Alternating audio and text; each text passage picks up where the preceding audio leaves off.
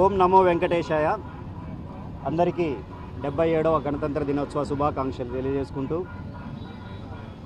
కలియుగ వైకుంఠంగా భావించే తిరుమలకి గడపగా భావించే దేవుని గడప రోజు ఈరోజు మనం ఈ కార్యక్రమం జరుపుకోవడం కారణం ఏమంటే 2023 ఎలక్షన్ రిజల్ట్ వచ్చిన తర్వాత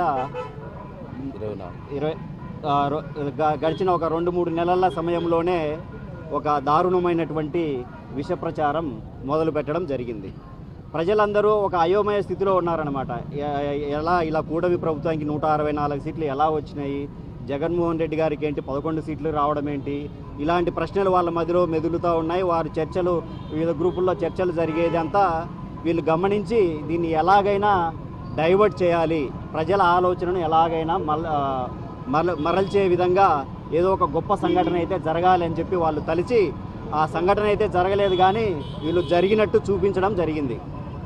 చంద్రబాబు గారు సాక్షాత్తు ముఖ్యమంత్రిగా 4వసారి ముఖ్యమంత్రిగా అయినటువంటి చంద్రబాబు గారు ఆయన వయసుకు తగిన విధంగా ప్రవర్తించకుండా జంతువుల కొవ్వుతో కూడినటువంటి నెయ్యిని లడ్డూ తయారు చేయడానికి వాడడం జరగడం అనేటువంటిది, ఆయన చెప్పడం అనేటువంటిది నిజంగా ఒక బాధాకరమైనటువంటి విషయం. ఎందుకంటే ఇప్పుడు రాష్ట్రంలో సీనియర్ మోస్ట్ పొలిటీషియన్గా ఆయనే, ఒక రాష్ట్రానికి పెద్దన్నగా ఉండవలసినటువంటి వ్యక్తి ఒకవేళ నిజంగా అలాంటిది ఏదైనా జరిగినా కూడా ఇది దేవుడి కార్యము, దేవునికి అప్రతిష్ట వస్తుంది, దీన్ని డీల్ చేసే విధానం ఈ విధంగా ఉండకూడదు, దీన్ని ఎలాగైనా కూడా వేరే రకంగా డీల్ చేయాలి, దేవునికి గొప్ప కీర్తి ఉండాలి, రాష్ట్రానికి దేవుడు ఉండడం వల్ల రాష్ట్రానికి కీర్తి అలాగే కొనసాగాలి అనే ఉద్దేశంతో దాన్ని మాస్క్ చేసి ఒకవేళ జరిగి ఉండింటే పెట్టాల్సింది పోయి, జరగకపోయినా కూడా జరిగిందని చెప్పి ఎంతోమంది ప్రపంచవ్యాప్తంగా ఉన్నటువంటి హిందువుల మనోభావాలను కానీ వారికి ఉన్నటువంటి ఆధ్యాత్మికత పైన దెబ్బ కొట్టడం అనేటువంటిది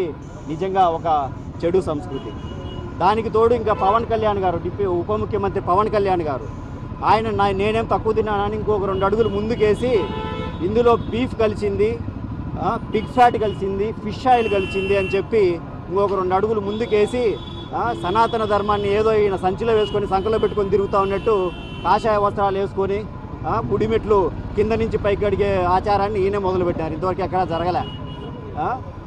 వీళ్ళు అంటే ఒక ప్రజల మనోభావాలు ఏంటి, దానికి ఆ లడ్డూ తినే ఆ దేవాన్ని కొలిసేటువంటి వాళ్ళ సంస్కృతి కానీ వారికి ఉన్నటువంటి ఆధ్యాత్మికత కానీ ఎలాంటి లెక్క చేయకుండా కేవలం రాజకీయ దురుద్దేశంతో, రాజకీయ ప్రయోజనాల కోసం జగన్మోహన్ రెడ్డి గారి మీద విష ప్రచారం చెయ్యాలి అనే ఏకైక లక్ష్యంతో దేవుణ్ణి కూడా లెక్క చేయకుండా వారు ఈ విధంగా చేయడం జరిగింది.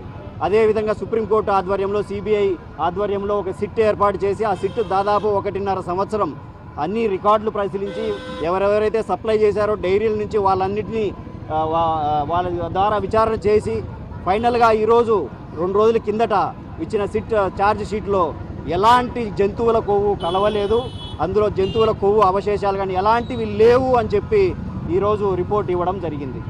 ఇప్పుడు వారు చేసిన దానికి కనీసం వారికి చిత్తశుద్ధి ఉంటే వారు క్షమాపణైనా చెప్పాలి. గత 2 రోజులుగా వాళ్ళకి టైం కూడా ఇచ్చాం, ఏమైనా క్షమాపణ చెప్తారు, వారు చేసిన దాన్ని వారు సరి చేసుకుంటారనే ఉద్దేశంతో 2 రోజులు టైం ఇచ్చాం. అయినా కూడా వారు ఎలాంటి స్పందన లేదు. ఇప్పుడు ఈరోజు మేము ఎందుకంటే మా పార్టీ తరఫున ఈరోజు ఈ శాప విముక్తి దీక్ష, శాప విముక్తి అంటే ఆయన ఇంత గొప్ప తప్పు చేసిన ఇంత దారుణమైనటువంటి అసత్యానికి, ఆయన దేవ ఆగ్రహానికి గురి కాకుండా ఈ రాజకీయ చర్మాంక జీవితంలో ఆయన జీవితం సమగ్రంగా జరగాలని చెప్పి మా పార్టీ తరఫున వారికి ఈ విముక్తి దీక్ష చేయడం జరిగింది. అంటే మీకు కూడా డౌట్ రావచ్చు, మీరెవరు, వాళ్ళ పార్టీ వాళ్ళు చేసుకోవచ్చు కదా, మీకేం పట్టిందని.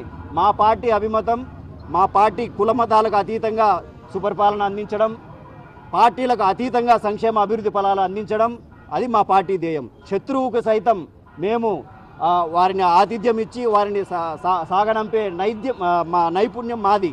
అంటే మా పార్టీకి ఎవరికి హాని జరగాలనేటువంటి మనస్భావం మా పార్టీ నాయకుడికి లేదు, మా పార్టీకి లేదు. అందుకనే శత్రువైనా సరే ఆయన ఆరోగ్యంగా ఉండాలి, ఆయన దేవుడు ఆగ్రహానికి గురి కాకుండా దేవుడు క్షమించాలి అని చెప్పి ఈరోజు దేవుని దర్శించి దేవుని కోరుకోవడం జరిగింది. ఇంకా పవన్ కళ్యాణ్ గారు అంటారా, ఆయన ఇంకా రియల్ లైఫ్ నుంచి బయటకు వచ్చినట్లేడు.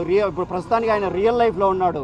రియల్ లైఫ్లో అంటే ఏదో డైరెక్టర్ చెప్పినట్టు సినిమా హిట్ అవ్వడానికి ఏది చేయమంటే అది చేసే అలవాటు అయిపోయింది పాపం. కానీ రియల్ లైఫ్లో ఉన్న డైరెక్టర్ మామూలు డైరెక్టర్ కాదు. ఆయన ట్రాక్ రికార్డు చూసుకుంటే వెన్నుపోట్లు ఎప్పుడు పొడుస్తాడో తెలియదు.